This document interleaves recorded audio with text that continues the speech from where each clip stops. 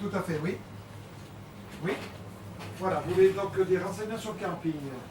Mon mari, j'ai dit, on calculait ce qu'on pouvait faire parce que les bêtes, ça réussissait pas trop et tout. Alors, qu'est-ce qu'on pouvait faire alors? Il me dit, si on faisait un camping. Oh, j'ai dit, tu as l'idée, c'est ça. On est parti un peu à l'aventure, on ne savait pas où on allait. Même la famille nous a traités de fous. Mais qui veux-tu qui vienne dans cette île? Oui, c'est possible, monsieur. Je vous donne le tarif. Et puis il y avait cette parcelle de terrain que mon père en devenait l'héritier. Moi, il y en a qui voulaient la vendre dans la famille, moi je ne voulais pas vendre, il fallait bien lui trouver une exploitation. C'est que le terrain n'était pas tout à nous. Moi, le gros problème, nous, ça a été affreux. C'est qu'après, il a fallu acheter parcelle par parcelle. Et les parcelles, au début, les gens m'ont donné en me disant, en faisant ce que tu veux, j'en ai rien à foutre. Mais après, il y en a qui nous ont jalousés, comme ça pourrait dire le mot, et qui ont voulu acheter aussi. Alors ils allaient par derrière, et nous, ça nous faisait monter les prix. Alors mon mari m'a dit, regarde, si on pouvait trouver à louer ça, ça serait bien. Voilà. Alors il est allé trouver un maire. On avait un maire très sympathique, intelligent, qui avait la vue un peu plus loin que... Bon, bref. Il s'est arrangé avec mon mari. Il a dit, voilà, si je veux bien vous louer ce terrain, si vous voulez. On s'est entendu sur le prix. Et puis voilà. On était les premiers, même de pas mal de loin. On était un peu précurseurs, presque, on pourrait dire. Mais c'est quand même en 69. Hein. Quand vous travaillez, puis que le temps vous abîme votre récolte, ou les bêtes, ça crève, ou qu'est-ce que vous voulez, vous ne pouvez pas vivre. Hein. J'ai travaillé en même temps. Alors tout en créant, en gérant le camping, je partais vendre des assurances sur la route, quoi. C'était du porte-à-porte, je partais tous les jours, quoi. Oh, on faisait guerre au début. Hein. On a fait 1 million, peut-être 1 million de francs. Alors j'ai dit à mon mari, tu vois ce million, il ne crève pas. On était contents. Puis c'est allé en progressant tout le temps. Mais on ne prenait pas cher. D'accord, donc c'est par carte bleue. Oui, alors attendez, je vais quand même prendre votre nom.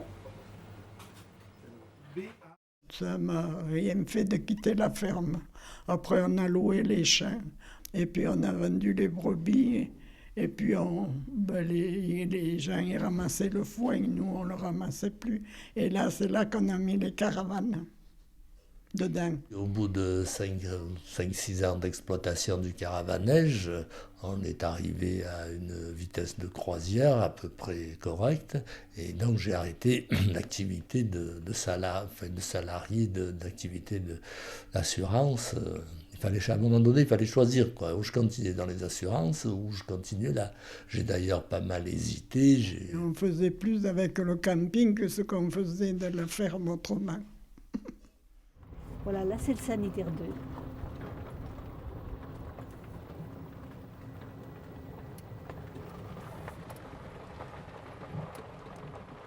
Vous voyez, je plantais les capucines. Le gars qui fait le ménage, il me les arrose. Alors, vous savez, quand on l'a créé, les gens ils disaient, s'ils se croyaient de vivre avec 2 mois de travail, ils pourront aller se faire voir.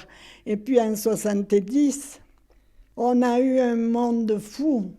Mon Dieu, je ne savais plus où les mettre. Hein. Bon. En réalité, les gens du village, qui étaient en majorité des commerçants, ils profitaient de la créature du camping, mais ils étaient jaloux comme des zones rouges. Ouais, mais ça, c'est pas... Certains, oui. Bon, pas tout le monde. Pas tout le monde, mais enfin, il y avait des réflexions comme ça, parce que on avait calculé ce que une famille de campeurs laissait au camping, ce qui n'est pas grand-chose, il n'était pas cher ce camping, par rapport à ce qu'ils laissaient chez les commerçants pour acheter leur subsistance, c'était les commerçants qui gagnaient le plus quand même. Beaucoup de locaux m'ont dit qu'est-ce que tu crois, qui est-ce qui va venir faire du camping à Ansel, quoi. Pourquoi ils viendraient chez toi alors qu'il y a de la place de partout, quoi. Les locaux n'ont pas cru au projet jusqu'à ce qu'il y en ait un qui commence à croire et puis qui refasse la même chose que moi, quoi. Mais là, c'est un peu notre fourre-tout, là. Voilà, ça va jusque là, vous voyez. C'est toute la partie achetée, ça. On avait des gens gentils de tous les coins de France et même des étrangers, qui étaient formidables. Non. Et au début, on n'y restait pas parce qu'on ramassait du foin, vous savez. Et les campeurs, ils venaient même nous aider.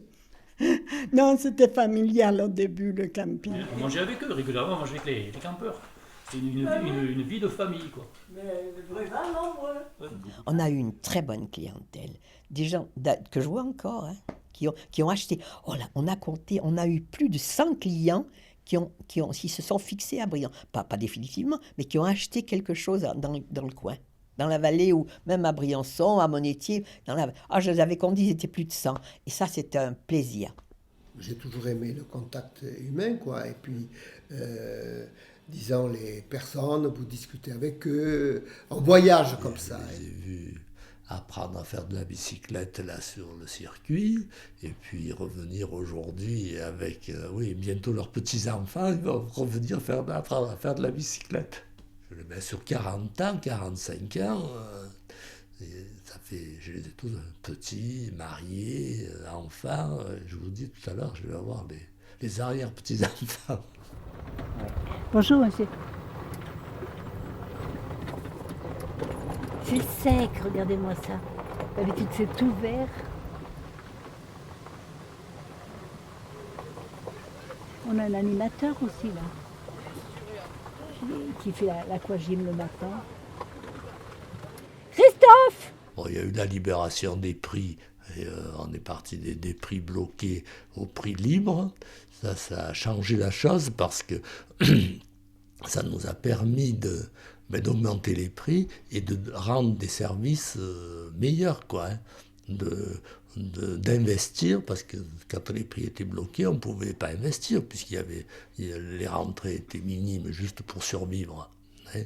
Et la libération des prix a changé l'image du camping en général. Et chacun était libre de faire ce qu'il voulait, mais après la concurrence a joué. Ben oui, on a augmenté, mais il fallait donner quelque chose en conséquence, hein, pour se distinguer, pour justifier cette augmentation, quoi. Hein. Voilà. On a réaménagé, refait des sanitaires, et puis toutes les 4 ans, je crois, il faut repasser, renouveler, pour être à nouveau classé aux normes. Voilà, ils ont tous l'emplacement pour mettre la voiture. D'accord. Donc ils sont en quel matériau, les bungalows? Bon, comme tous les matériaux, hein, c'est du plastique.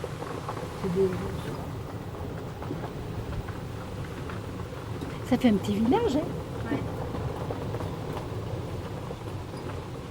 Et là, il faut faire demi-tour. Comment ça va? Ça sort pas. Bien avant, les gens ne faisaient pas de camping. Et ça s'est soulevé un petit peu, si vous voulez, avant-guerre, avec la toile de tente. Très peu de caravanes, encore moins de séjours en mobil-home, c'était l'hôtel. Mais il est vrai qu'après est venu le camping-car, est venu tout ça. C'était le grand boom de la caravane, et tout le monde cherchait à acheter une caravane. Et C'était au pied des pistes, et il n'y avait pas de caravanège dans les Hautes-Alpes, il n'y en avait pas. C'était déjà un signe d'une certaine réussite, quoi. Hein. Mais en 68, vous n'imaginez pas, donc on s'est tout de suite mis 4 étoiles. C'était l'époque le début du développement des stations de ski, la création de toutes les stations de ski, que ce soit Orsières-Merlette ou même Vars. Ce qui s'est passé, c'est que maintenant, de plus en plus, les gens ne veulent pas seulement venir pour se reposer. Mais à cette époque-là, le tourisme, c'était le repos. Mais maintenant, on est dépassé par la détente. Il faut que ce soit avec du sport culturel, et les gens, de moins en moins, veulent venir que pour la détente. Maintenant, ils veulent comme chez eux. Ils arrivent, et je crois que cette année, il leur a mis la télé. Vous vous rendez compte? C'est pas possible. La télé. C'est joli là, on se croirait sur la côte le soir quand c'est tout éclairé. Il a des grosses lumières oranges, c'est magnifique. Les gens mangent dehors.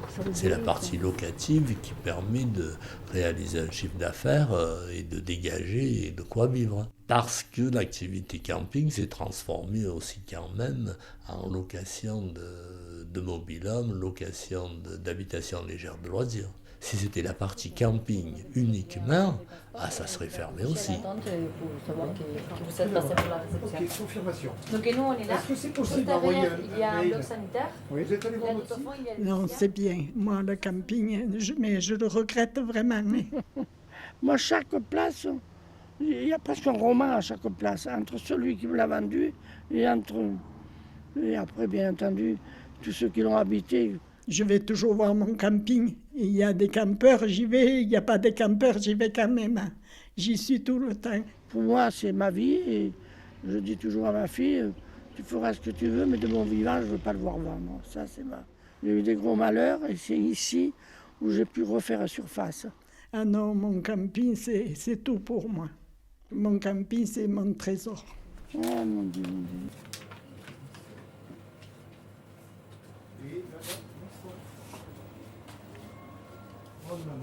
Amis campeurs, il est 16h passées. C'est possible. Oui, ok, tout au même. C'est l'heure du casse-croûte, c'est l'heure du goûter. Vous venez à l'épicerie, vous avez de tout. Tartes salées, tartes sucrées, des glaces, des desserts, des boissons fraîches. Ce soir, mesdames, messieurs, vous avez les pizzas au chalet. Et vous avez de tout à l'épicerie, comme d'habitude. Des hamburgers, des frites, des rôtis, etc., etc. Bonne soirée. Alors, Me voilà. ça diffuse où ça? Dans tout le camping. J'ai pas vu les haut-parleurs. Ils sont sur les poteaux. Ah ouais. Vous faites de la radio en fait. Oui, c'est bien. Vous savez sans l'électricité? Non, c'est bon.